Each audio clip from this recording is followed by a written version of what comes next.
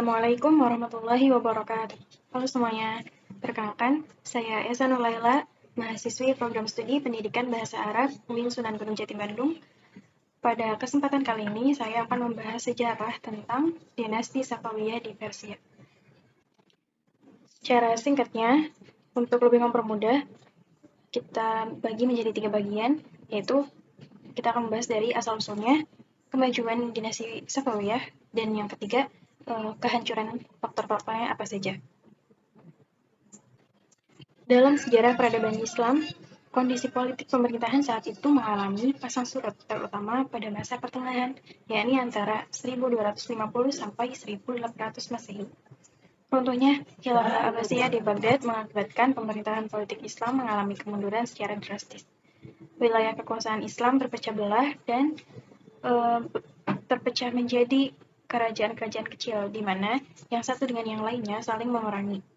Di antara beberapa kerajaan kecil itu, salah satunya terdapat kerajaan besar, yaitu dinasti Safawiyah, dinasti Mughal, dan dinasti Turki. Pada pembahasan kita kali ini yaitu dinasti Safawiyah di Persia. Asal-usul berdirinya dinasti Safawiyah. Pada awalnya, dinasti ini merupakan suatu tarekat atau gerakan sufi yang beraliran Syiah yang dipimpin oleh Safiyuddin Ishaq al-Ardibili. Safiyuddin adalah seorang sufi yang Syiah. Ia berguru kepada Taj al-Din hingga sebelum gurunya wafat, dia ditunjuk untuk menjadi menantunya, sehingga ia dapat melanjutkan gerakan yang awalnya dipimpin oleh gurunya tersebut.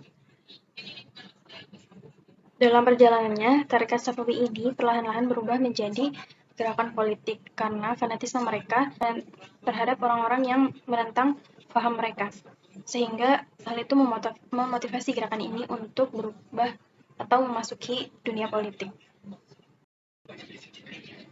Pada masa kepemimpinan Junaid 1447 sampai 1460 Masehi, Safawi mulai terlibat dalam konflik-konflik politik yang ada di Persia waktu itu, seperti konflik dengan Karakoyunlu yang bermazhab Syiah, dan konflik tersebut mengakibatkan gerakan Safawi ini mendapatkan tekanan dari Karakoyunlu dan berhasil diusir.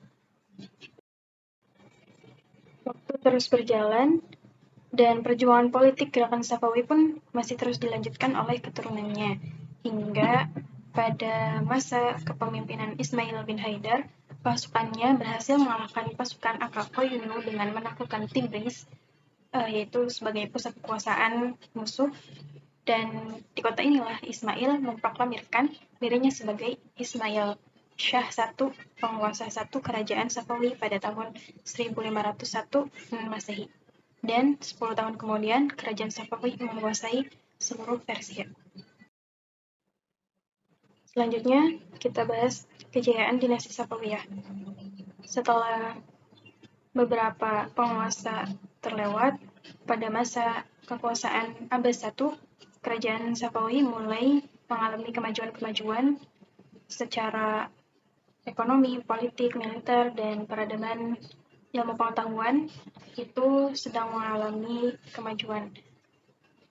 Seperti kemajuan dalam bidang politik, ia mampu mengatasi berbagai kemelut di dalam negeri yang mengganggu stabilitas negara dan juga sekaligus berhasil merebut kembali wilayah kekuasaannya yang pernah direbut oleh Turki Utsmani. Di antaranya menaklukkan wilayah Herat, Fars, Balkh, dan juga yang lainnya.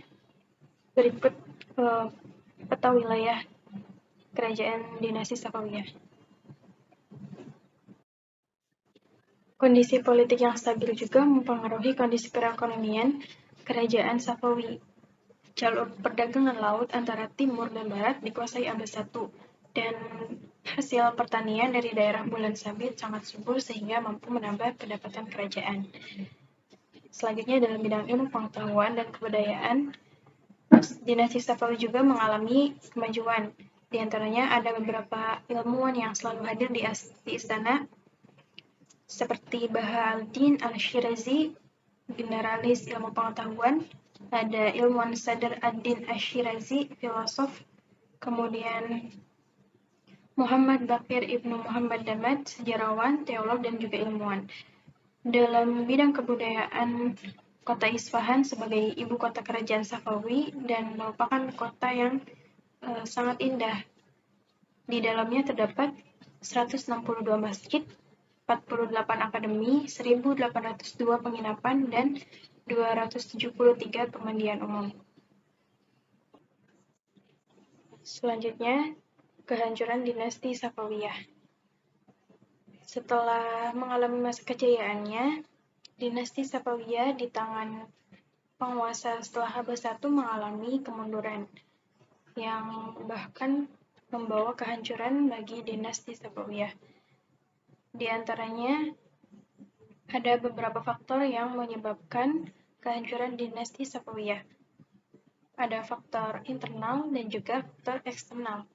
Faktor internalnya adalah karena dalam kerajaan itu terjadi perebutan kekuasaan di kalangan keluarga dinasti Safawiyah. Dan juga terjadinya dekadensi moral para raja-raja, di mana para raja ini tidak segan-segan untuk membunuh siapa saja yang bersalah. Kemudian rusaknya pengaturan administrasi negara, sehingga banyak wilayah-wilayah yang terlepas dari kekuasaan dinasti Safawiyah. Kemudian faktor eksternalnya terjadi karena konflik yang berkepanjangan dengan Turki Utsmani, sehingga menyebabkan kerajaan Safawiyah ini semakin melemah. Dan juga dari kelemahan tersebut, musuh-musuh mulai berani untuk mengambil wilayah-wilayah kekuasaan kerajaan dinasti Safawiyah. Dan faktor yang ketiga juga, selain wilayah yang direbut musuh, ada juga wilayah dinasti Safawiyah yang melepaskan diri dari kerajaan karena rusaknya pengaturan negara, maka orang-orang tersebut memilih untuk melepaskan diri dan melakukan pemberontakan, dan berakhirlah kerajaan dinasti Safawiyah. Sekian yang bisa disampaikan. Mohon maaf segala kekurangannya, semoga bermanfaat. Wassalamualaikum warahmatullahi wabarakatuh.